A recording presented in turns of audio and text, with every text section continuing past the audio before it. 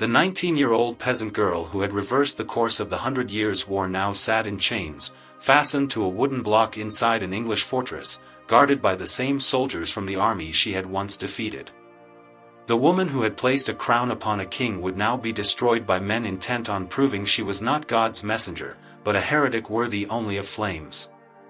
When Burgundian troops captured Joan of Arc at Compiègne on May 23, 1430, they seized the most valuable prisoner in all of France. That November, the English paid 10,000 francs to her Burgundian captors and moved her to Rouen, the administrative center of English-occupied France. By December, Joan found herself imprisoned in the castle of Beauvais, a fortress under the control of the Earl of Warwick. The English had bought the opportunity to undermine the legitimacy of Charles II himself. Joan's interrogation by English clergy. On January 3, 1431, an edict formally accused Joan of religious crimes. She was to be tried before an ecclesiastical court led by Pierre Cosson, Bishop of Beauvais, a longtime advisor to the English occupation government. The accusations included wearing men's clothing in defiance of biblical law, claiming to receive divine visions, and refusing to submit to the authority of the Church. The trial would decide whether Joan's victories were acts of God's will or the work of a heretic guided by demons. Formal questioning began on February 21, 1431. Joan was brought into the castle chapel to face Bishop Cosson and 42 clerics assembled to judge her. She agreed to swear an oath to answer honestly, but refused to say anything that might endanger King Charles V. Between February 21 and March 24, Joan endured nearly a dozen interrogation sessions. The clerics pressed her relentlessly on three central issues: the nature of her visions, her refusal to submit to church authority, and her continued wearing of men's clothing. They attempted to ensnare her with questions designed to reveal heresy regardless of how she answered. When asked whether she believed herself to be in a state of grace, Joan recognized the trap. Church doctrine held that no one could know with certainty whether they possessed God's grace. A yes would contradict doctrine, a no would suggest her visions were not divine. Joan answered that if she was not in a state of grace, she prayed God would place her there, and if she was, she prayed God would keep her there. Even her interrogators could find no flaw in the response. The original 70 charges were eventually reduced to 12 articles of accusation. Joan defended herself with such intelligence that some clerics began to doubt the legitimacy of the proceedings. One member of the tribunal resigned, stating that the testimony was being forced to trap Joan rather than uncover truth. Another challenged Cosson's authority to preside over the trial and was immediately imprisoned. Imprisonment in a male military jail. Throughout the trial, Joan was held under conditions that violated every principle of ecclesiastical law. Canon law required that women accused of heresy be guarded by women, usually nuns, and confined in church prisons. Instead, Joan was imprisoned in a secular military fortress under direct English control, guarded by ordinary English soldiers who regarded her as an enemy. She was chained to a heavy wooden block even inside her cell. At times, iron shackles were fastened to her feet. Guards remained inside her cell at all hours. Witness testimony from the later rehabilitation trial stated that 3 guards were continuously stationed inside her cell, with 2 more posted outside. Joan had no privacy and no respite from the constant presence of men who despised her. She endured ongoing harassment and abuse. Multiple witnesses later testified that the soldiers mocked her relentlessly and that she lived in constant fear.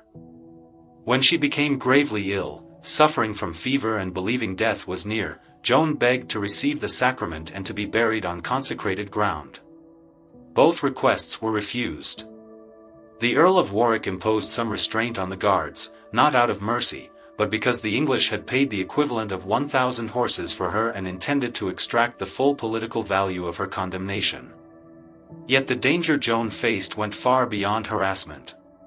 Testimony from the 1456 rehabilitation trial revealed that she faced repeated physical threats and violations during her imprisonment.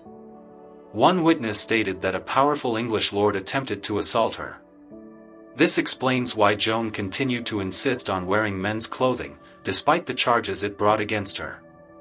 Men's clothing, tightly laced and tightly fitted, offered a level of protection a woman's dress simply could not. Joan argued again and again that dressing as a man was more appropriate when she was surrounded by male guards than wearing women's clothing that left her exposed. The judges rejected this logic, but the threat was genuine. The trial itself was riddled with irregularities. Joan was questioned for weeks before the charges were ever formally read to her. She was denied legal counsel. The procedures failed to meet even the most basic standards of inquisitorial law. The court was held in Rouen rather than in Joan's home diocese, a clear violation of canon law. Evidence later indicated that the trial transcripts were altered at key moments, making Joan's words appear far more incriminating than they truly were. The heresy verdict and execution came swiftly. On May 23, 1431, Joan was brought before the tribunal and told that theologians from the University of Paris had reviewed her case. Their decision was unequivocal. Her claims of hearing divine voices were declared demonic in origin. Her wearing of men's clothing was labeled unnatural and sinful. Her refusal to submit fully to church authority marked her as a heretic.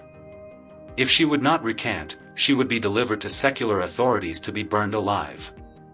The next day, Joan was taken to the cemetery of Saint-Ouen and placed beside a stake. The sight filled her with terror. Confronted with immediate death, weakened by months of imprisonment, and abandoned by the king she had helped crown, Joan broke. She agreed to sign an abjuration, renouncing her claims and admitting she had misled the people of France. Her sentence was reduced to life imprisonment.